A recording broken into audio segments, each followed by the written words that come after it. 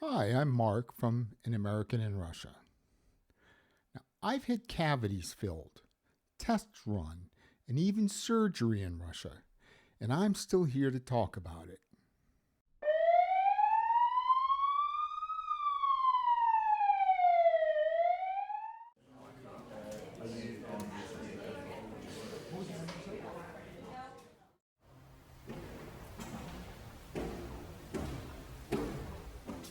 "24 years, countless clinics, and only minor emotional scarring. I call that a win. Today, I'm sharing honest personal insights on surviving and even thriving in the Russian healthcare system as a long-term foreigner. My first medical experience in Russia was back in early 2002. I needed a shot to extend my visa, so we headed to the local polyclinic, where free healthcare is the standard, though we had to pay as a foreigner. The first thing I noticed, what looked like chaos in the corridor. Benches lined the walls, doors everywhere. But it was organized chaos. You walk in, you find your office, and loudly ask, "Who's last for 108?" In Russian, of course. Now, someone will answer, and that is your place in line, just behind them. So you keep an eye on that person. As always, my wife came with me to translate. Now, the doctor spoke in Russian, and my wife said in English, "You need to remove your jeans. The shot will be in your butt." On your butt. I don't know which is proper. Now, I don't know what came over me, but I took off my jeans. I let my underwear drop to my ankles, and I bent at the waist like some sort of a bowing butler. As a testament to how kind Russian people can be, although my wife managed a facial expression of both horror and embarrassment at the same time, the doctor did her best to not laugh at me, though I could see this was a battle she could easily lose. She gave me the shot, and then I composed myself and returned to a normal, fully clothed man. Now, I really don't have an excuse for my butler imitation. I haven't had a shot in my butt since I was a baby, but that was still no excuse for my weird, "Pleased to meet you, ma'am," little naked bow. But hey, that was my first time and my welcome to the Russian healthcare system. In the early 2000s, most care happened at polyclinics. These were usually old buildings, tan or light green walls indoors, dim corridors. Clean? Yes. Fast? Not exactly. Appointments seemed to be more of a suggestion. You showed up, you waited, and hoped for the best. Now, private clinics were rare back then, but over the years, they've just exploded. Today, many private clinics look like they were airlifted from Manhattan, sleek, modern, no waiting in hallways asking who's last.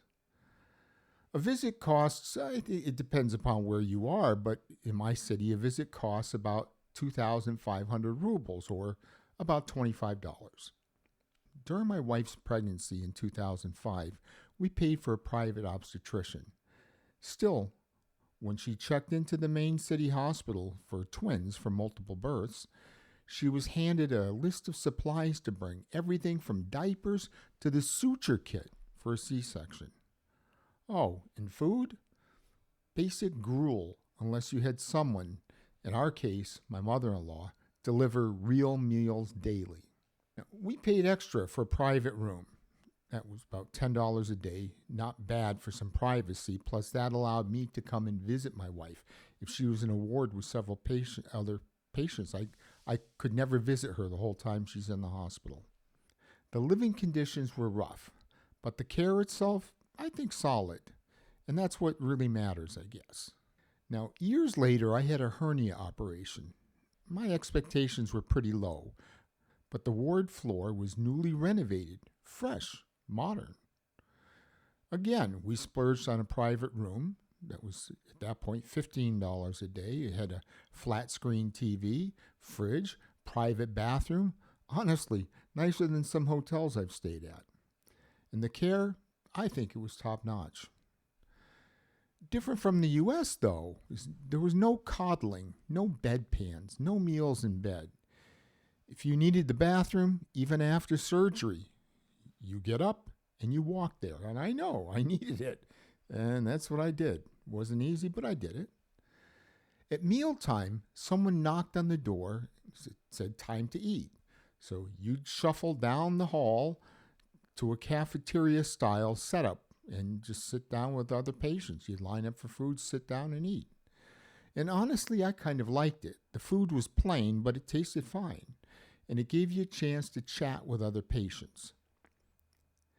Now, you might be wondering about communications because my Russian, especially concerning medical things, was not that good.